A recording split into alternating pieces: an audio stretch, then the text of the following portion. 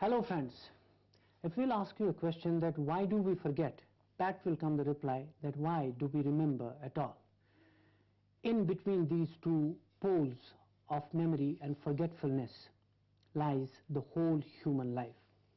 To talk about memory and forgetfulness as two psychological phenomena, we've invited Professor Dr. Mushtaq Margoob, an eminent psychiatrist of J&K State. We've invited him in the studio. We'd like to begin our discussion with you, sir, with this simple question for our students and for our viewers.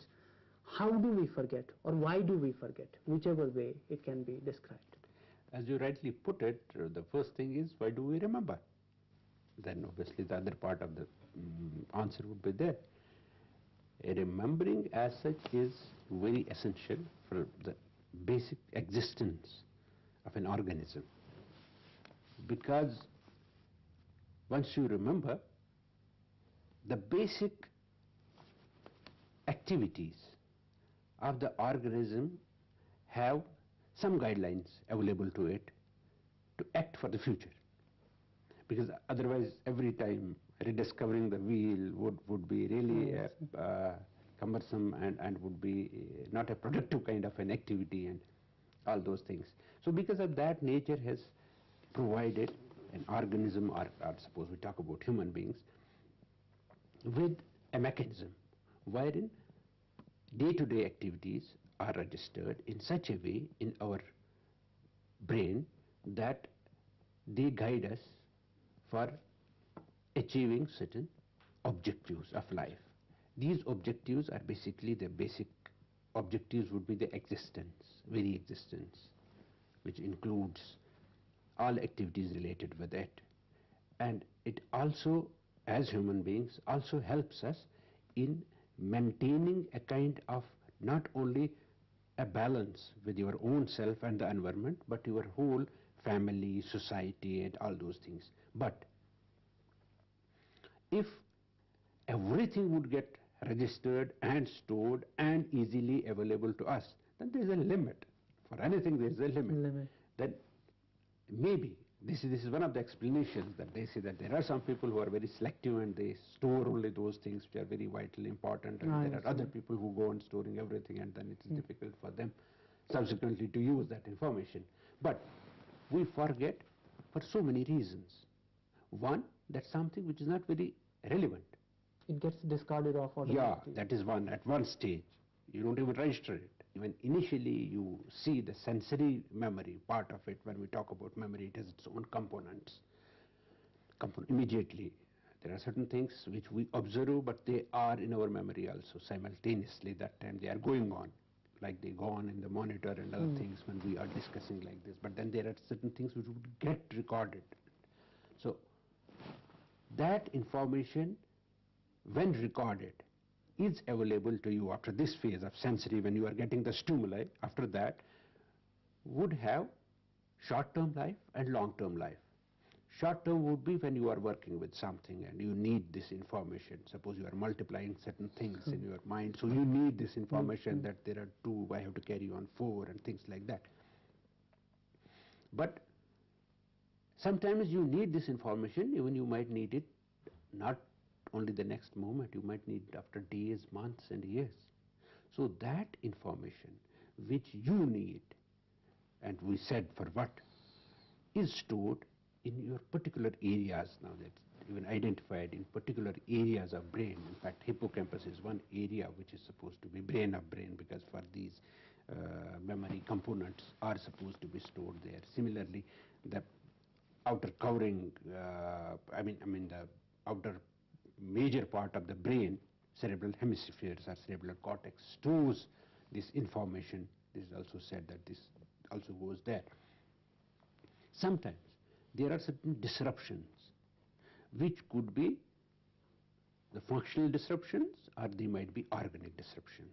Say, if we take it as just like a machine, there could be problems with the sound coming to the gadget, and then you are recording it, fine-tuning and other things, but then it could be with the recorder. So sometimes, in majority of cases, especially in in students and young people, this is the functional part of it. That is, there are destructibilities. If there is significant distractibility, you might not be able to focus, or you might not be able to retain everything as you would, because if you get only these stimuli which you entertain that time consciously, you do register it in a better way. That is one. Second is that sometimes even when you have functional problems, as we see in students often, that at the time of examination they feel that no, they have completely, a complete blackout. They don't remember things. They feel it is there, it is stored there, but because of the heightened level of anxiety, they are not able to retrieve it back. So this is one aspect. Another is that sometimes these areas which we referred of brain are damaged, or they, as happens in the old age, what's otherwise known as dementia, different types of dementias, that the cells have lived their life, and then there are some other degenerative processes which go with age, and sometimes there are some people where even before that age of aging, that process of degeneration and aging starts. Sometimes memory gets demented far before that ripe age appears. And in youthful age, one tends to forget more than he retains in the old age. Yeah.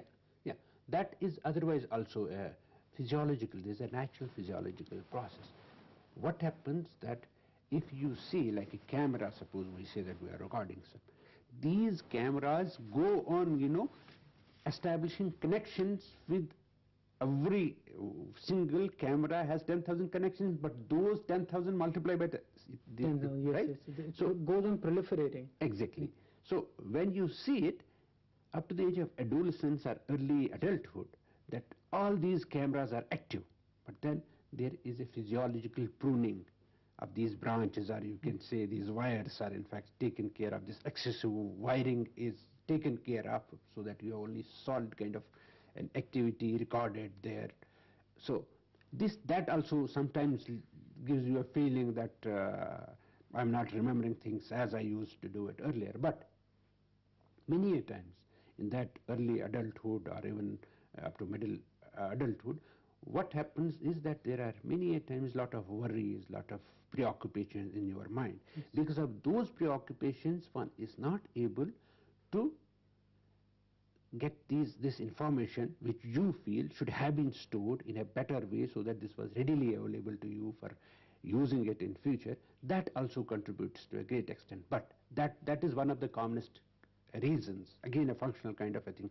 Suppose there are depressive disorders or other disorders which are common, but people sometimes get these symptoms as a reflection of the underlying problems, psychological problems, emotional problems, and otherwise also. Say there is a stage where when the students or children enter into the age of, after crossing adolescence, into a world of fantasy.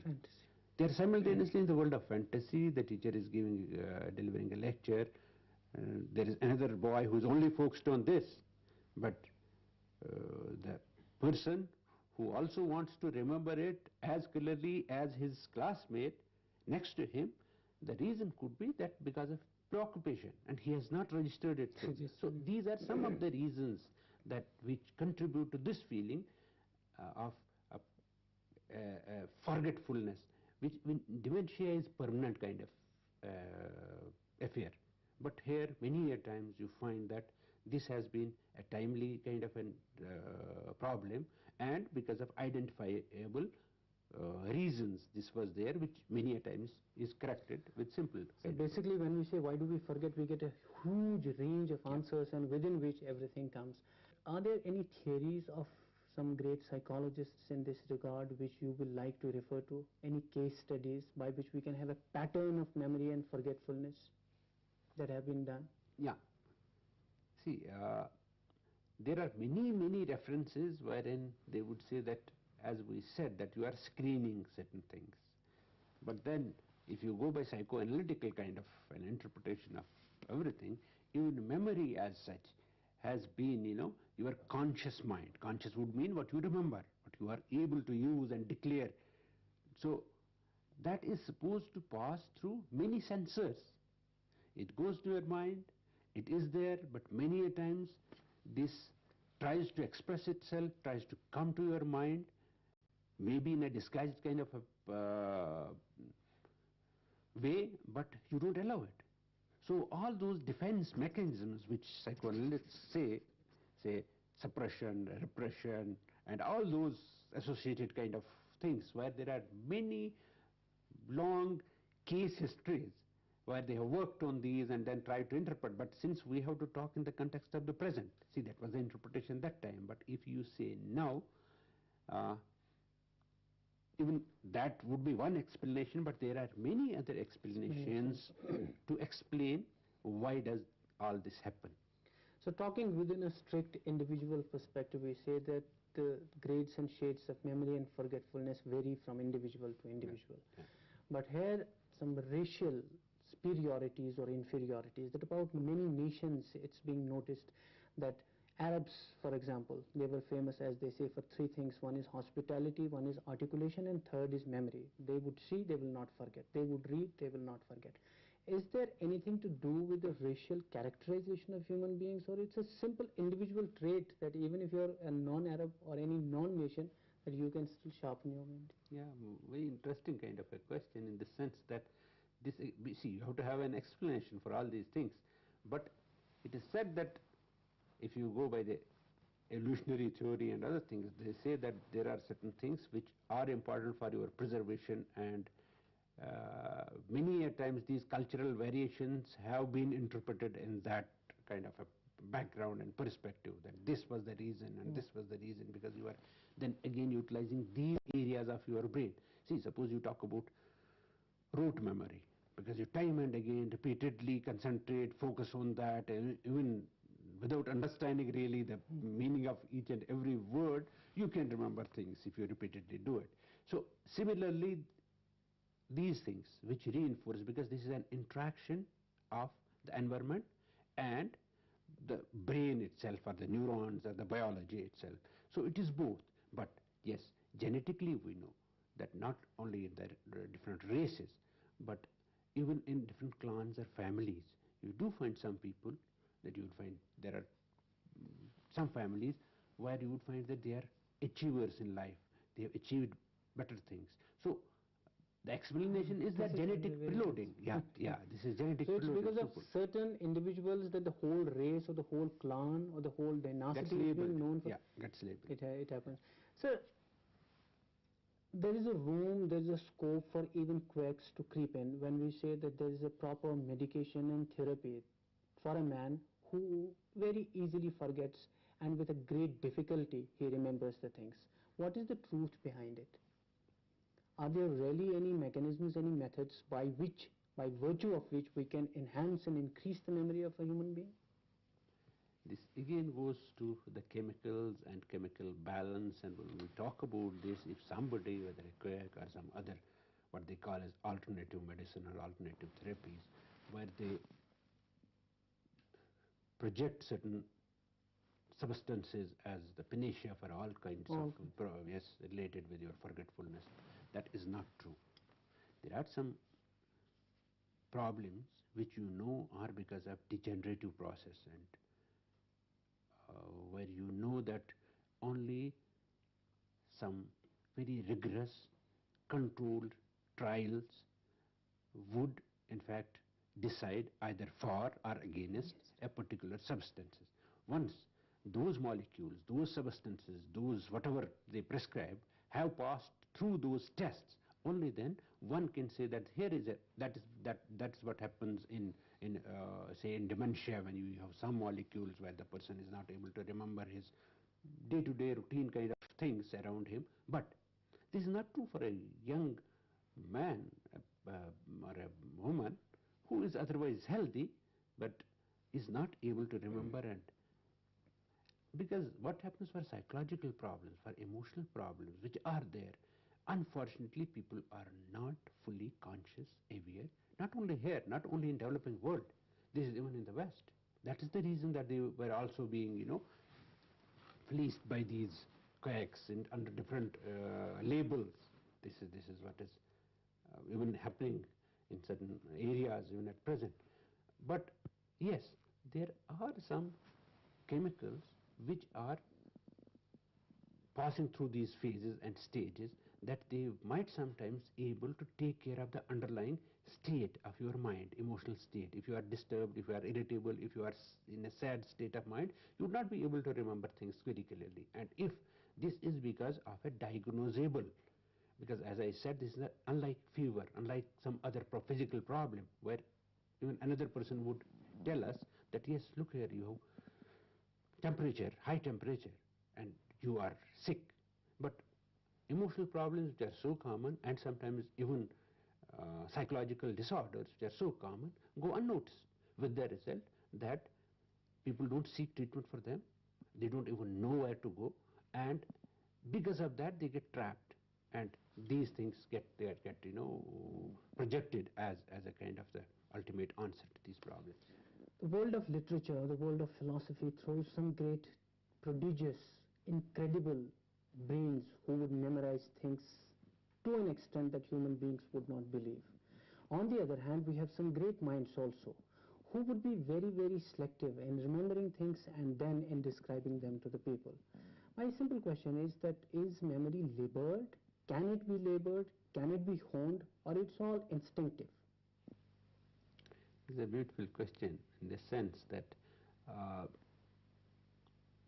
lot of research is even at present going on these different aspects of this, that is it, and if we remember just a few years back, on the basis of this only, which totally changed the interpretation of the memory, was that a Nobel Prize was given to one scientist only for this, saying that this is not something which is just vague, just fantasized thing.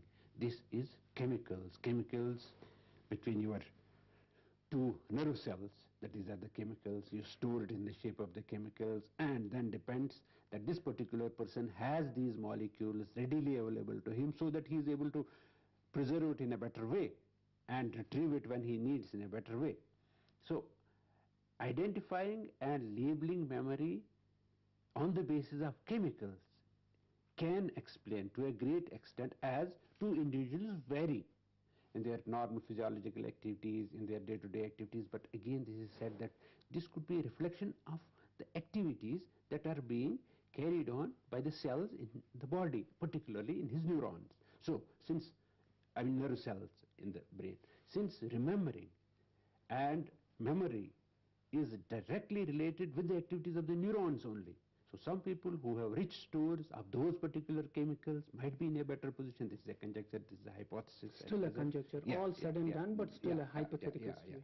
That they are in a better position to store this information and use it when subsequently they need.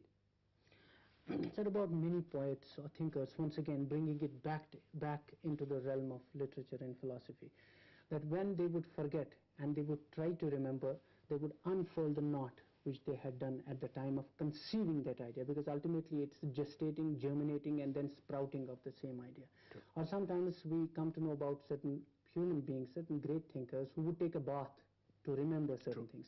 Are those idiosyncratic or some fantastic things to be done to recollect those memories? Is there any relation, or this is just a kind of perversion that can hold good with a few human beings, leaving out the rest?